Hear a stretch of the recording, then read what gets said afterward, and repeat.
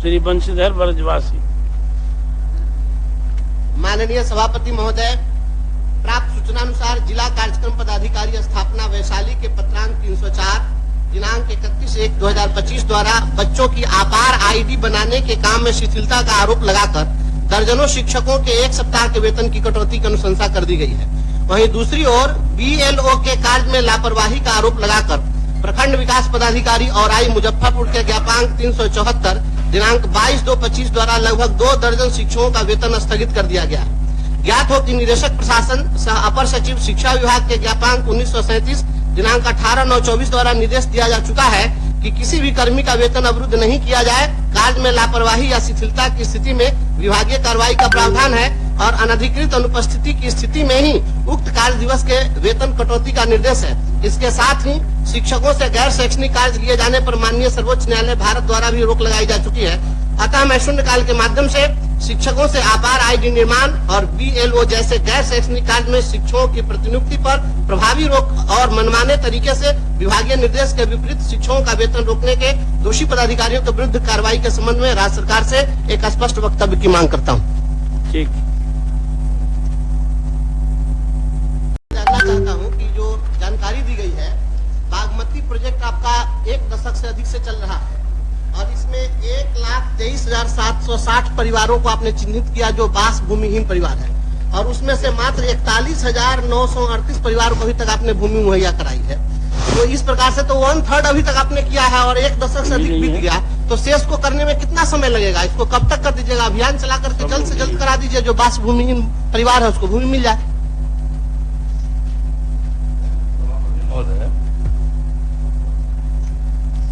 जो है सभापति महोदय, जो माननीय सदस्य ने बागमती के दोनों तरफ जो बांध निर्माण होने से बांध के भीतर बसे हजारों परिवार को जो देनी है, अभी तक प्रश्न में उत्तर है 41,938 बास भूमि परिवारों को बासमती भूमि उपलब्ध करा दी गई।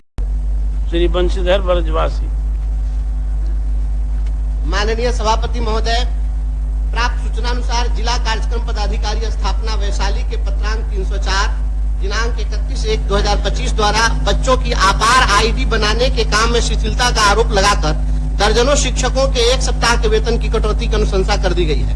वहीं दूसरी ओर BLO के कार्य में लापरवाही का आरोप लगाकर प्रखंड विकास पदाधिकारी और मुजफ्फरपुर के ज्ञापांक 374 दिनांक 22/2/25 द्वारा लगभग 2 दर्जन शिक्षकों का वेतन स्थगित कर दिया गया।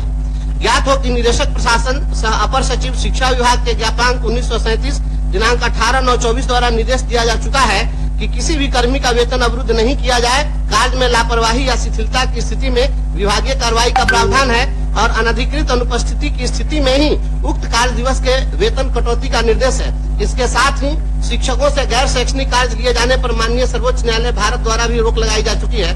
अतः मैं शून्यकाल के माध्यम से शिक्षकों से आपार आईडी निर्माण और BLO जैसे गैर शैक्षणिक कार्य में शिक्षकों की प्रतिनियुक्ति पर प्रभावी रोक और मनमाने तरीके से विभागीय निर्देश के विपरीत शिक्षकों का वेतन रोकने के दोषी पदाधिकारियों के विरुद्ध कार्रवाई के संबंध में राज्य सरकार से एक स्पष्ट वक्तव्य की मांग करता हूँ। ठीक।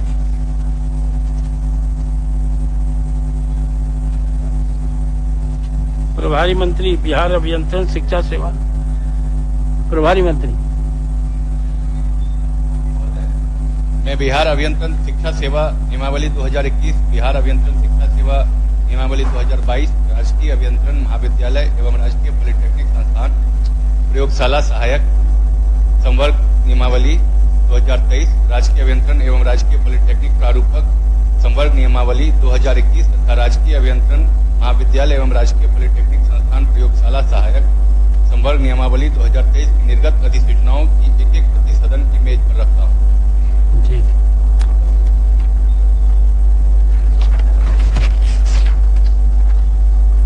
अब ध्यान आकर्षण लिए जाएंगे। माननीय सदस्य डॉक्टर संजीव कुमार सिंह। हाँ, हाँ, उत्तर नहीं आया है। आया है ना, इसमें नहीं आया है जी।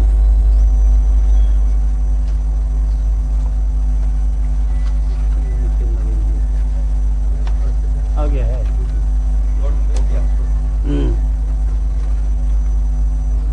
महोदय, प्रस्तुत ध्यानाकर्षण के प्रसंग में वस्तु स्थिति यह है कि राज्य विशेष निगरानी इकाई SVU का मामला निगरानी विभाग से संबंधित है। शिक्षा विभाग द्वारा पत्रांक 2744 दिनांक 14/12/2021 के माध्यम से सचिव राजभवन सचिवालय राजभवन बिहार पटना को डॉक्टर राजेंद्र प्रसाद तत्कालीन कुलपति मगध विश्वविद्यालय बोधगया के विरुद्ध विशेष निगरानी इकाई पटना के प्राप्त सूचना के आधार पर नियमानुकूल कार्रवाई करने का अनुरोध किया गया था। साथ ही अन्य 4 पदाधिकारी कर्मी के विरुद्ध भी कार्रवाई करने हेतु पत्रांक 30 दिनांक 7/1/22 के माध्यम से अनुरोध किया गया था। राज्यपाल सचिवालय ने उपरोक्त 4 कर्मियों को निलंबित किए जाने की सूचना दी थी। विश्वविद्यालयों ने 2017 से 22 के बीच के अवधि के लिए महालेखाकार द्वारा दिए गए अंकेक्षण के प्रतिवेदन एवं उक्त में उठाए गए बिंदुओं की जानकारी, जिनमें बिहार वित्तीय नियमावली के पालन में शिथिलता आदि के संबंध में राज्यपाल सचिवालय के प्रधान सचिव को अपर मुख्य सचिव शिक्षा विभाग के पत्रांक 348 दिनांक 1/2/2025 द्वारा पूर्ण रूपेण विश्वविद्यालय अवगत करा दिया गया है तथा शैक्षणिक एवं वित्तीय दोनों गतिविधियों में अनुपालन कराने हेतु अनुरोध किया गया है। विश्वविद्यालयों को भी अंकेक्षण आपत्तियों के निराकरण का अनुरोध किया गया है।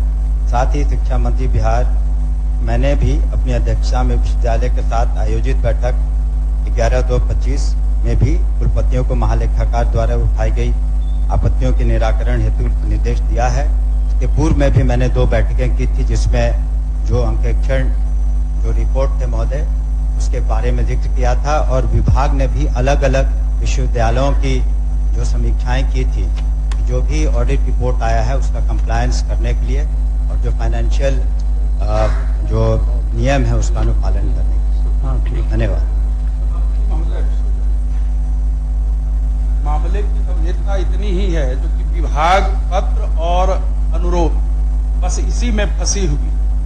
अब प्रश्न यह है जो कि ये राज्य के महालेखाकार का रिपोर्ट है जो कल सदन में भी आएगा आने वाले दिनों में, और महालेखाकार का ये दायित्व बनता है जो कि जो लोग धन का खर्च होता है और जिस मद में खर्च होता है तो उसमें अनियमितता नहीं हो। और मैं सिर्फ जानकारी देना चाहता हूं आपके माध्यम से सदन में, ये कई विश्वविद्यालय के आंकड़े हैं।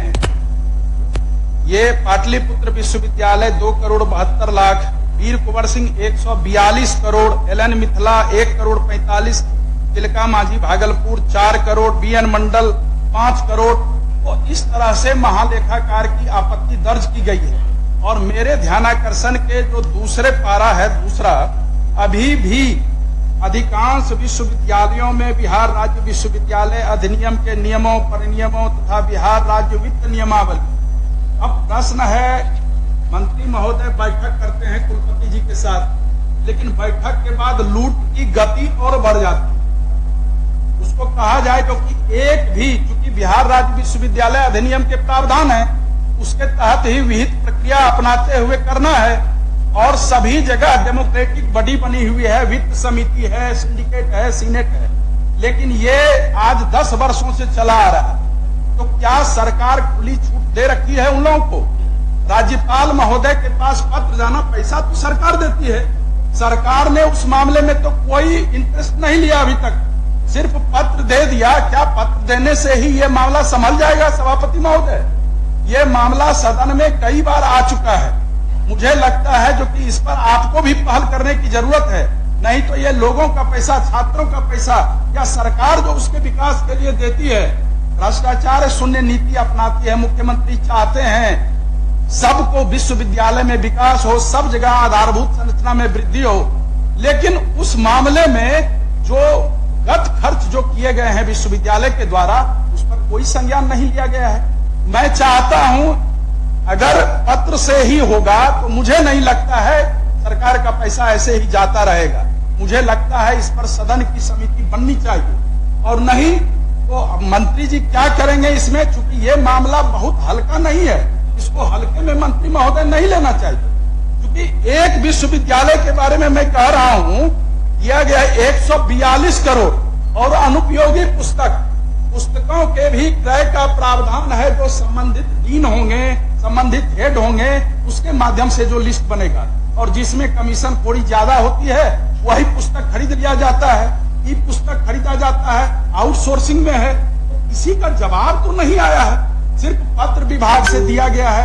ये पत्र के खेल में विश्वविद्यालय के जो प्रशासनिक जो कर्तव्य निभाते हैं, दायित्व निभाते हैं, वो लोग धन का दुरुपयोग कर रहे हैं। और इस मामले को देखा जाए, मुझे लगता है इससे गंभीर मामला कोई नहीं हो सकता। विश्वविद्यालय कहने को है, विद्या के सर्वोच्च मंदिर में अगर ये होता हो और वेतन पेंशन समय पर नहीं मिलता हो, ये तो बहुत गंभीर बात है महोदय। इसी वजह से वो FIR हुआ था SBU में, नंबर 1। नंबर 2, जब समय समय पर हम लोगों ने समीक्षा की तो मैंने तो एक जिस्ट दिया था और पूरा डिटेल्ड रिपोर्ट भी राजभवन को गया है और साथ ही साथ VCs को गया है। और जब उनका वेतन इत्यादि रोका जाता है जब विश्वविद्यालयों का, तब सबसे पहले माननीय ही उसके बारे में कहते हैं कि क्यों वेतन रोका गया। तो वेतन अगर वहां पर उन लोगों ने जब कंप्लायंस नहीं किया, यही सोच करके हम लोगों ने वेतन रोका। उसके बाद जो शिक्षा जगत से जुड़े हुए माननीय हैं, वही लोग सबसे पहले कहते हैं कि इस विश्वविद्यालयों का क्यों वेतन रोका गया।